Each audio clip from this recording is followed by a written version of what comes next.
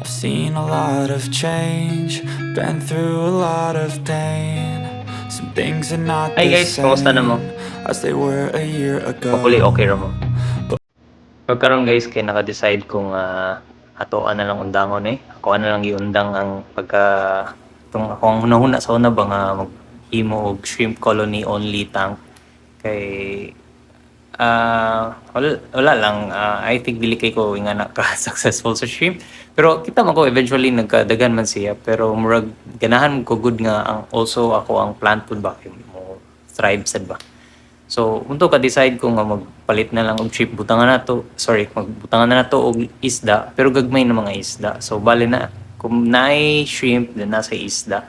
Nga ako ang plano nga isda kay katong manggagmay katong ah lamp ay killifish mo akong na-decide nga ibutang nga isda. Di man kayo siya hunter nga isda unlike sa mga I think mas hunter pa siguro ang gapi kay mangitaon gid sila kung asa sila ba.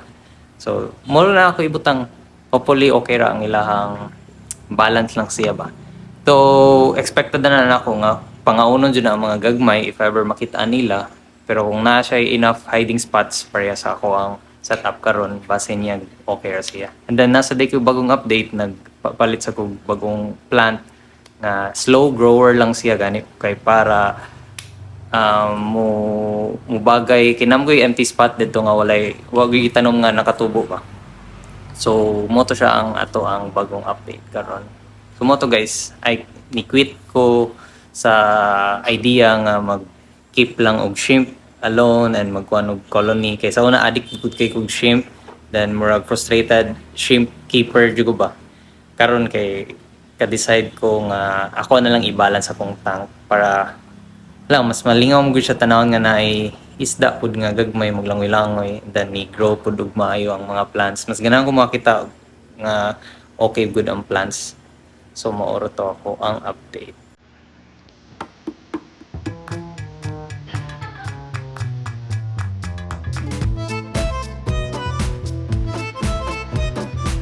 Just an update lang sa day mga guys. Ang ato ang beta nga si Sora kay nakauyo na sa siya sa iyang bagong place.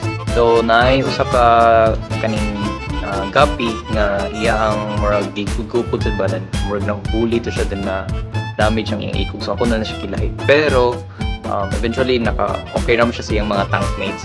Ang plano na ko butanganin ako Corridoras para nasa ka ng bottom feeder ba. And then ato sa din ni dungagan ako ang gibuhat ani kay ako siya giusab ang iyang design no.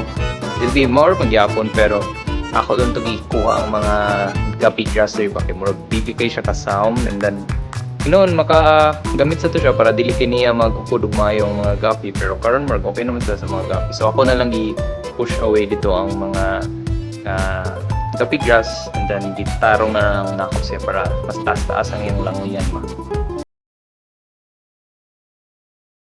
Hi guys, so naabot na gid ato ang lumpfish killifish. Lamp ay killifish. Awa.